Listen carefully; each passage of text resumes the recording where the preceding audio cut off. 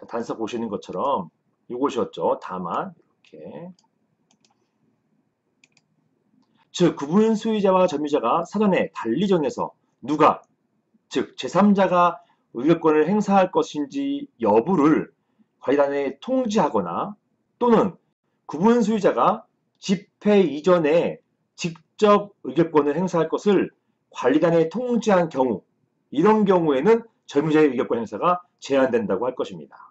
사안에서는 구분 수의자와 점유자가 제3자로 의결권 행사자를 지정했다고 통보했다거나 또는 구분 수의자가 집회 이전에 직접 의결권 행사할 것을 관리단에게 통지했다는 그러한 사실은 보이지 않습니다. 따라서 이번 사안에서는 점유자의 의결권 행사는 유효하다고 할 것입니다. 자, 그리고 이 사안에서 구분 수의자의 서명기일서가 관리단 집회에서 사용되었다는 점도 나타나 있지 않아요. 결론적으로 이 사건에서의 점유자의 의결권 행사는 유효하다고 할 것입니다. 비슷한 사례가 있는데요. 자, 그것은 이런 사례가 있었습니다. 서울 남부지방법원 제11민사부 판결인데요. 자, 보시는 것처럼 이런 게 있었죠. 다툼이 된 부분이 의결 정족수 미달하자. 여기 보시는 것처럼 반가로 4번에 있잖아요. 여기에서 밑으로 좀 내려오셔서 중간 부분에 또한 D나 C는 이 피고거든요. 전유 부분을 점유하는 사람으로부터 의결권 행사를 위임받았는데 그 후 이 사건 집회 전에 원고는 이 관련 집회의 결의를 다투는 사람이에요.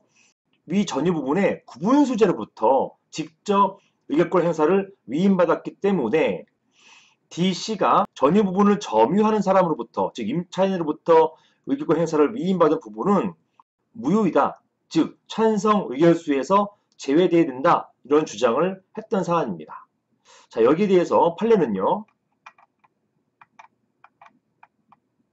여러 쟁점들이 있었는데요. 특히 이번 사안과 관련된 쟁점만 살펴보면 판례가 이렇게 판시합니다. 그러나 원고 등이 이 사건 집회가 열리기 전 또는 집회 당일 그 소집권자인 D 등에게 구분 수재들의 위임장을 적절한 방법으로 제출하거나 행사하였다고 볼 증거가 없기 때문에 그리고 이 사건 결의 당시 실제로 행사되지 않은 것으로 보인다. 이렇게 봤습니다. 따라서 DC 등이 임차인 등 점유자로부터 의결권 위임받은 것 이것은 유효하고 원고가 별도로 같은 호실의 구분 수재로부터 의결권 위임장을 받았다는 것 이것만으로 C나 D가 점유자로부터 위임을 받아서 그러한 의결권을 행사했다 하더라도 그러한 의결권 행사가 무효라고 보기는 어렵다. 이렇게 판시한 사례가 있습니다.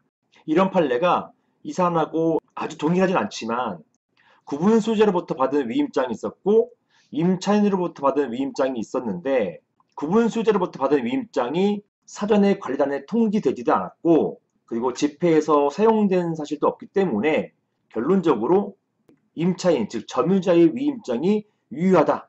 이렇게 본 판례였고요.